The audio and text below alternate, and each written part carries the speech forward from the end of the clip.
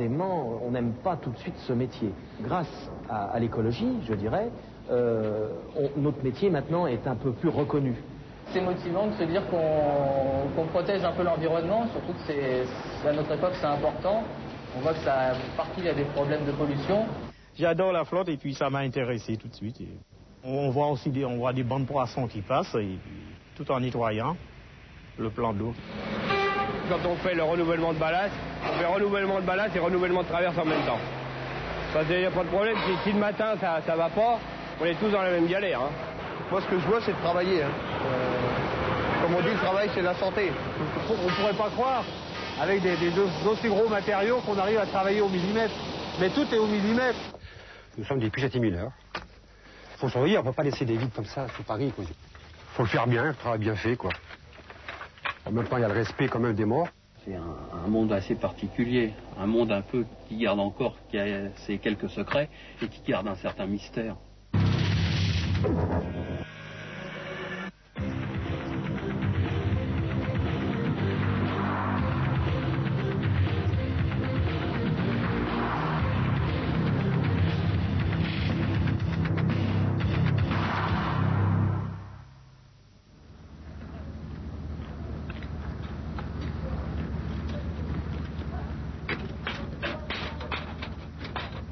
Ils voient rarement le jour et pourtant ils ne broient pas du noir. Leur travail est souterrain, mais fort utile à la collectivité. Les égoutiers parisiens entretiennent un réseau de 2300 km de galeries. Lorsqu'on descend dans les égouts pour la première fois, on n'a pas forcément, on n'aime pas tout de suite ce métier. C'est un métier qui est a priori dur, pénible, etc., parce que nous sommes dans un milieu qui n'est pas un milieu naturel pour l'homme, mais c'est aussi un milieu, je dirais, où il y a besoin de faire ce que l'on fait. Grâce à l'écologie, je dirais, notre métier maintenant est un peu plus reconnu. Il fut un temps où les égoutiers, on les connaissait parce qu'ils passaient sur les trottoirs avec leurs grandes bottes en cuir et ils avaient un pas un peu spécial et ça faisait du bruit sur la chaussée, etc. Les gens se retournaient et donc connaissaient les égoutiers. Maintenant, on nous connaît moins puisque nous nous déplaçons avec des véhicules, mais le métier est plus reconnu, je pense, parce qu'il faut des gens qui nettoient ce réseau, qui nettoient les égouts. Les gens qui vont descendre dans le réseau vont remarquer effectivement les matières qui se déposent, qui flottent sur l'eau, etc. Et honnêtement, nous, on fait complètement abstraction de ça. On est dans notre travail, on est dans le réseau des égouts, on le sait, mais avec des précautions à prendre au niveau sécurité, au niveau des collègues qui sont avec nous. Mais c'est plus au niveau de l'eau. Nous, on parle d'eau, en fait. On ne parle pas de crasse, de tout ça. On parle d'eau. On est dans un système, dans notre réseau, en fait. Notre rôle, donc, des égoutiers, c'est de faire en sorte que toutes ces eaux convergent, aillent naturellement, gravitairement vers la station d'épuration et qu'il n'y ait aucun obstacle en parcours. Quand on travaille dans ce réseau, on est à l'intérieur, on est dans les boyaux de la ville, on est sous la ville. Et pour nous, c'est notre partie à nous. On n'est pas en surface, alors peu importe les monuments, les belles maisons ou les vieilles maisons, peu importe, pour nous en dessous, de toute façon, le réseau est identique. Aujourd'hui, dans l'assainissement, on a divisé en deux notre travail.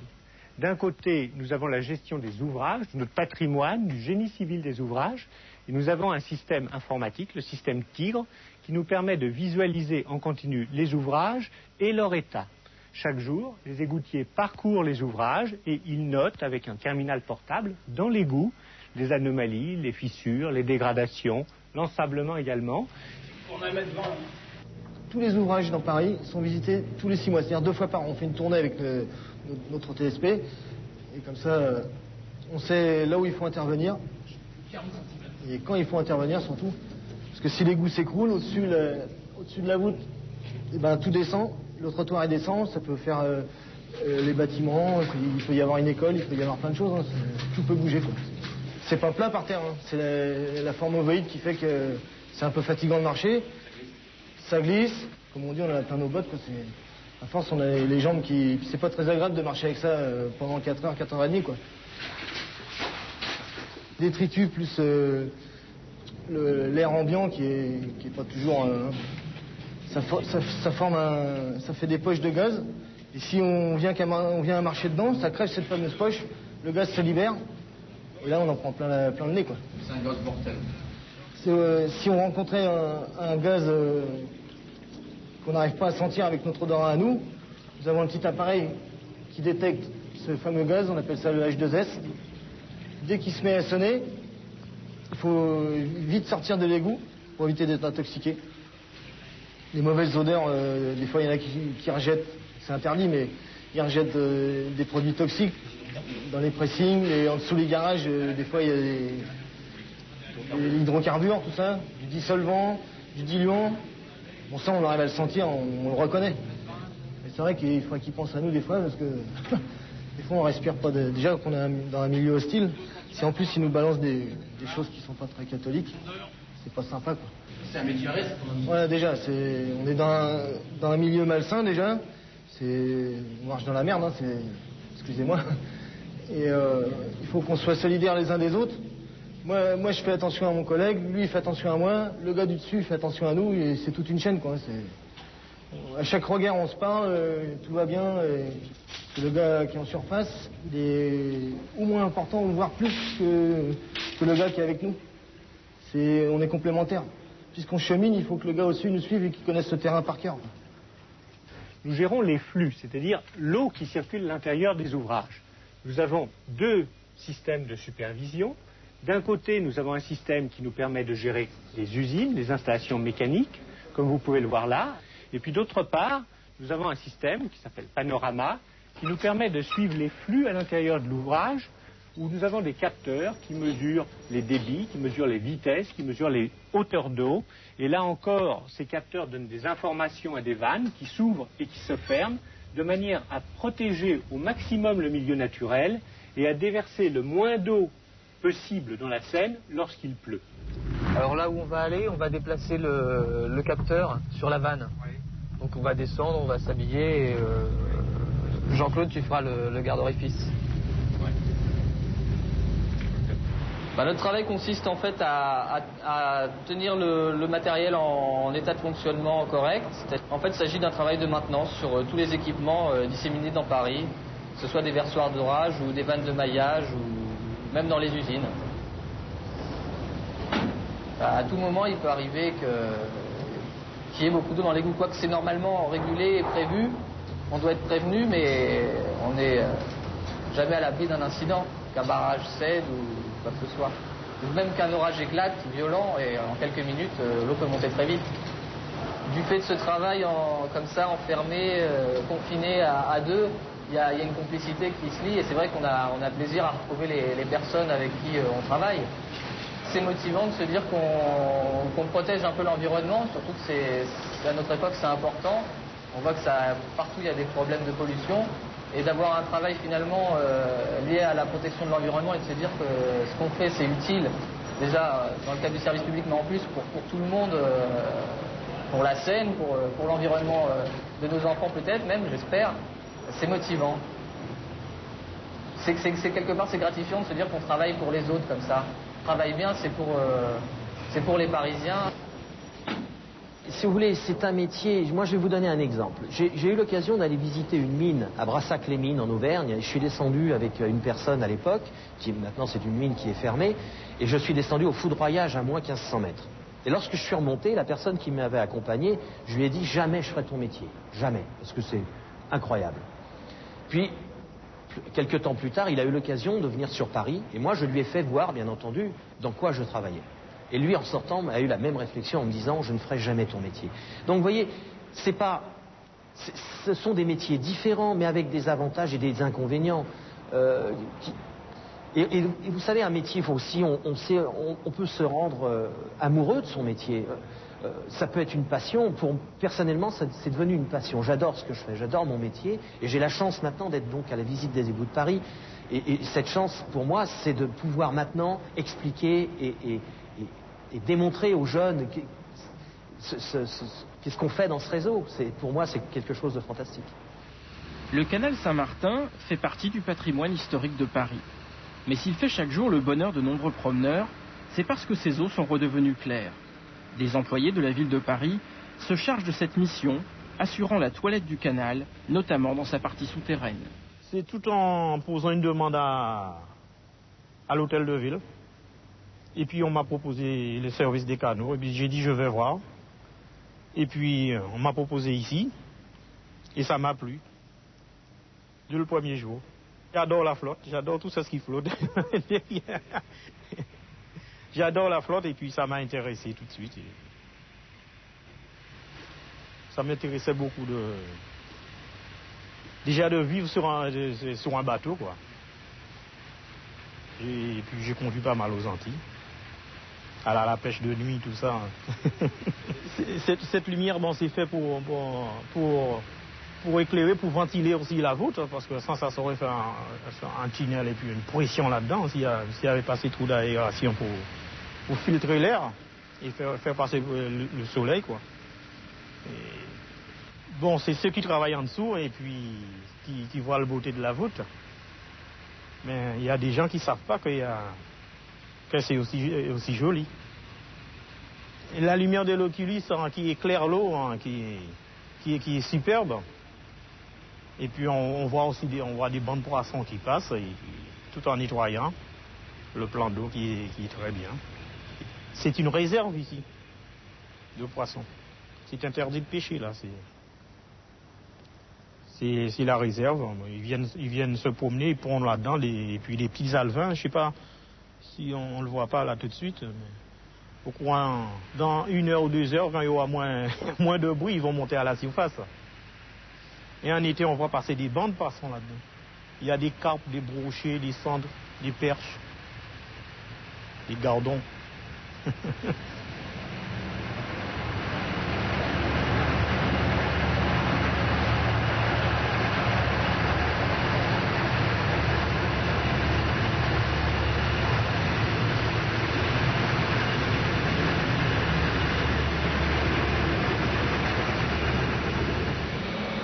La nuit, d'autres travailleurs s'affairent sous le pavé parisien.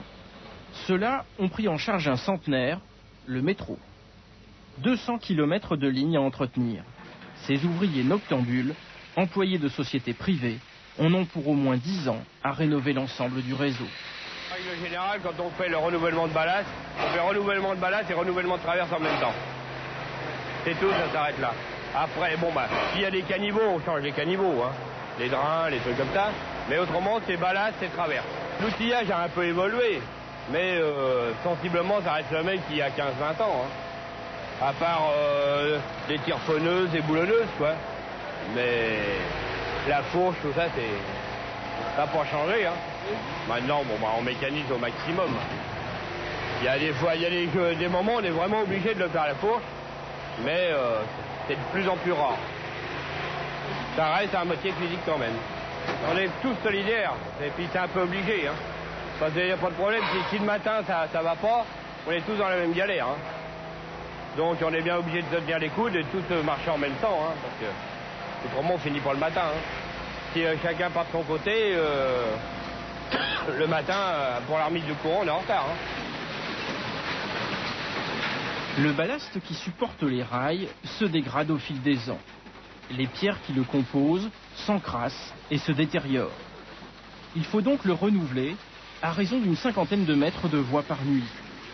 Un travail rendu difficile par l'étroitesse des tunnels qui limite la taille des machines.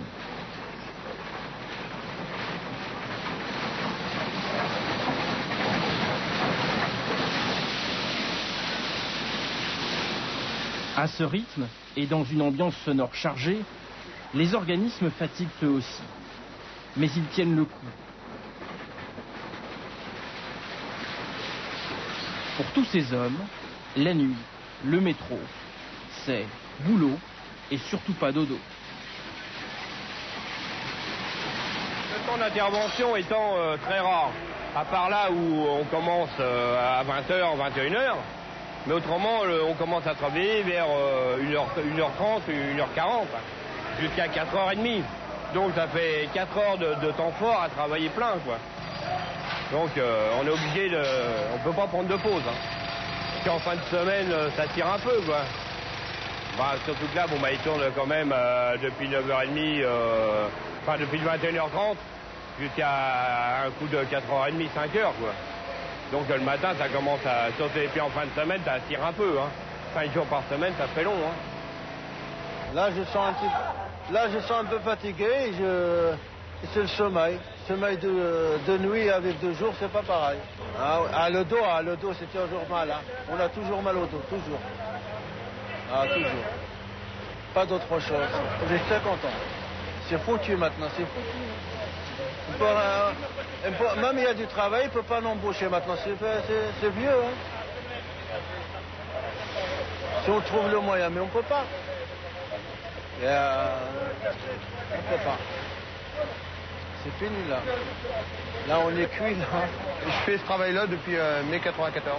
Ouais, j'ai 24 ans. Pour l'instant, le principal, c'est d'avoir du travail.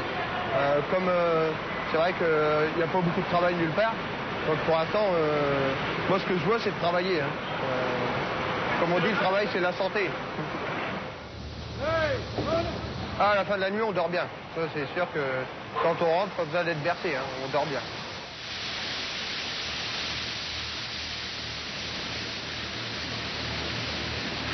On se trouve en présence d'un rail qui a cassé quand il a été levé avec la drague. Il était cassé à côté d'une soudure. Donc on a fait un éclissage provisoire. S'il faut, on change les rails, mais c'est après. C'est une phase à part. Une autre équipe s'en charge, des hommes de la RATP cette fois. Ce soir, nous allons faire 2 soudures de rails de courant. C'est un rail qui était certainement très usé, qu'il faut remplacer. Là, tout un matériel complet, on a pas loin de la tonne, hein. Pas loin. Presque tous les jours, oui. Ou alors un gros chantier où on part avec pas beaucoup de matériel parce que tout est sur place. Mais en général, on a toujours quand même un petit quelque chose à descendre. Oui, on se fait bien les muscles. Tous les travaux de poseur sont physiques quand même, hein, plus ou moins. On a toujours un travail physique quand même. Hein. Il suffit de bien dormir le jour, c'est ça surtout. Hein. Il faut bien dormir le jour pour être à l'aise la nuit. Mais une fois qu'on est dans le travail, comme c'est physique, comme on est dans le travail, même un petit peu de fatigue en arrivant, elle est vite passée. Hein. Après, on se met au boulot et c'est terminé. On fait de la soudure quand vraiment il y a de la soudure à faire, mais s'il y a autre chose à faire, on fait autre chose. On fait le travail de la voie. Porter des poids, c'est surtout ça le plus gênant.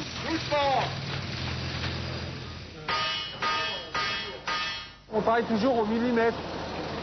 Minimum, c'est le millimètre. Et pourtant, on ne pourrait pas croire, avec d'aussi gros matériaux, qu'on arrive à travailler au millimètre. Mais tout est au millimètre.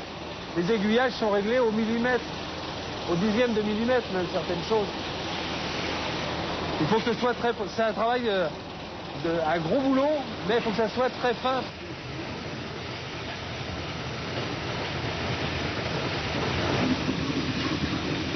C'est un peu de la fonderie,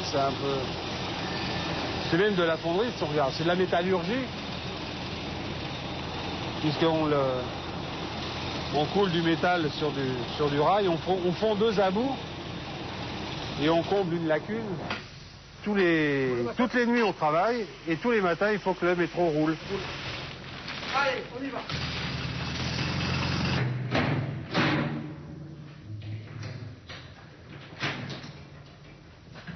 Ces hommes descendent au plus profond.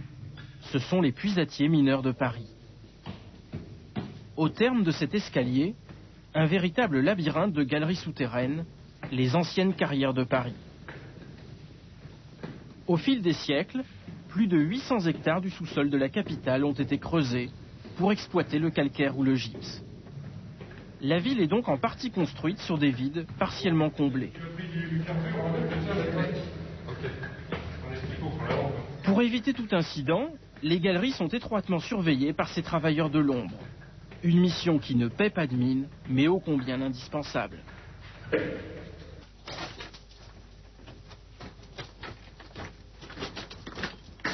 La mission, en fait, essentielle de l'inspection générale des carrières, c'est effectivement de contrôler l'état du ciel de la carrière dans toutes ces galeries municipales Là, ici, on a un bel exemple de fissure, laquelle fissure est reprise par ces murs de soutènement que nous avons de part et d'autre de cette galerie. Donc, on a en plus colmaté le bord de la fissure. Donc, celle-ci, pour l'instant, ne bouge pas. Elle ne présente pas de danger. Là, en revanche, on a été obligé de faire une voûte en maçonnerie pour soutenir un ciel tombé qui était au-dessus de la carrière, qui était donc tombé à une certaine époque dans cette galerie. Alors si on n'entretenait pas ces galeries, il se produirait de nouveau des ciels tombés, voire des fontis. Donc c'est la raison d'être de ces inspections sous le domaine public, de s'assurer qu'il n'y a aucun mouvement de terrain.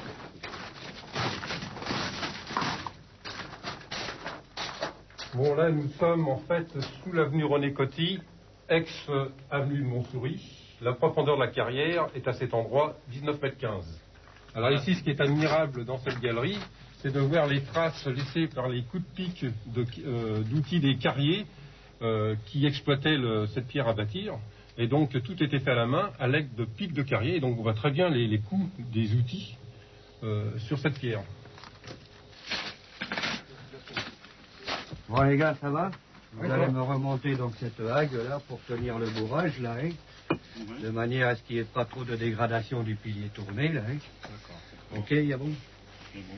À l'avant. Bon, chef. Alors tu veux chercher des moellons? Ouais, tu vas prendre, c'est 130 €.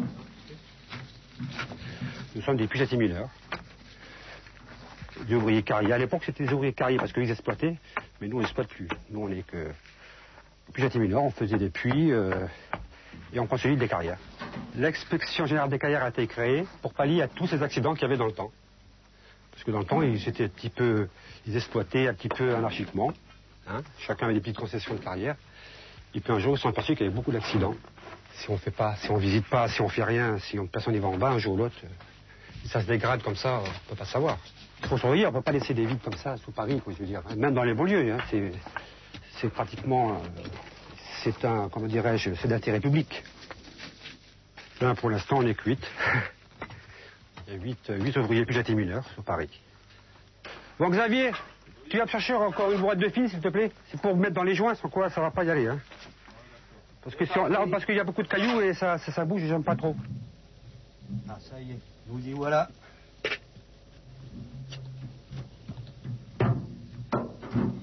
On travaille en dessous, personne ne nous voit là. C'est ça qui est. Donc il y a beaucoup de gens, c'est pas possible, t'es pas mineur. Mais si, je suis mineur. Ben, c'est-à-dire que les mineurs, puisqu'on travaille au fond, et quand on taille dans des galeries comme ça, on est des mineurs. Bon, c'est pas le même matériau, bon, c'est des minerais, hein, c'est différent. Mais on fait partie de la même corporation, puisqu'on a la même patronne. C'est Sainte-Barbe.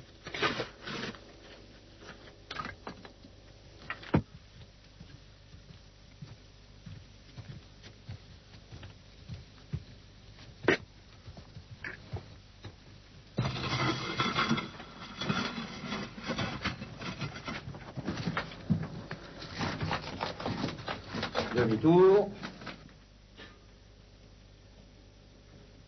Allez, go. Ben, chaque jour, on peut faire jusqu'à 5-6 km par jour en carrière. On n'a pas de transport en commun. Alors. Quand c'est haut comme ça va, mais des fois c'est un peu bas quand même.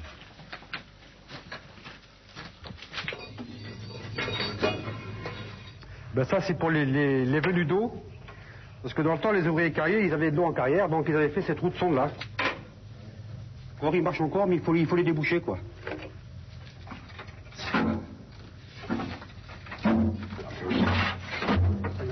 La hauteur qu'on a déjà, la largeur des galeries qui font 1,20 m, on ne peut pas mettre de moteur à essence ou... Alors ça va. C'est un peu pénible, mais enfin, on fait avec.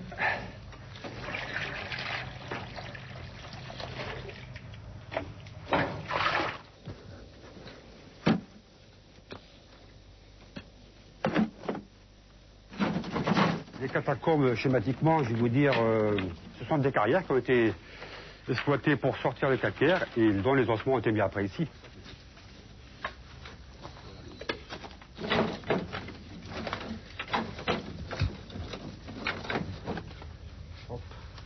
Faut le faire bien, le travail bien fait, quoi. En même temps, il y a le respect quand même des morts, quand même. Hein, le respect des des gens qui ont été ramenés ici, quoi. Et là, c'est une carrière qui a été exploitée par piliers tournés. Donc les piliers tournés, ce sont ces grosses masses qui laissaient en place, mais c'était pas assez pour supporter le ciel de carrière.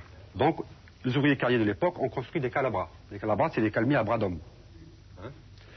Ensuite, vous avez des piliers maçonnés comme ceci, parce qu'il y a des immeubles en dessus. Il faut savoir qu'en droit, en droit privé, hein, en droit tout court, vous êtes propriétaire du fond et du tréfond, c'est-à-dire de votre terrain jusqu'au centre de la terre, sauf au code minier ou si vous trouvez une richesse. Vous êtes dans l'obligation de consolider votre terrain car le permis de construire vous l'impose. Vous avez plusieurs méthodes pour les consolider. Vous avez de l'injection, de la maçonnerie par pilier, et puis 2 ou 3 nouvelles techniques. Ça, c'est pas des métiers faciles, hein. Ici, c'est pas haut. Alors voilà la partie consolidée.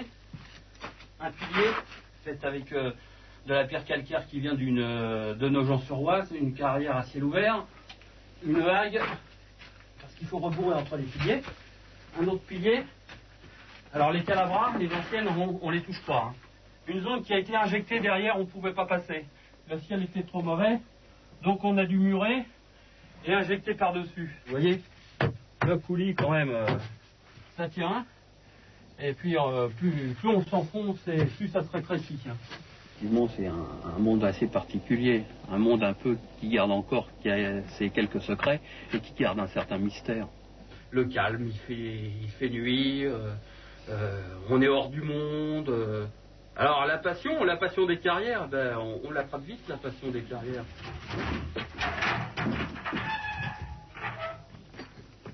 C'est une vie souterraine qui a ses règles, qui a ses lois, parce que là c'est à peu près c'est comme la nature. Ici c'est le sous-sol, c'est la pierre qui commande, et on peut pas faire ce qu'on veut. Notre métier est très dur et bon, je pense qu'il est pas assez reconnu. Car si vous voulez, le problème de notre métier, c'est un problème, ce sont des travaux nécessaires, mais que le client n'en profite pas, il ne voit pas. Donc si vous voulez, c'est très ingrat de payer des sommes folles pour des travaux que vous ne voyez jamais. Mais notre métier, j'espère qu'il continuera, qu'on ne traitera pas tout par injection. Et on a encore quelqu'un qui fait partie d'un certain patrimoine, donc il faut continuer. Et j'espère qu'on trouvera encore certains jeunes qui prendront le relais.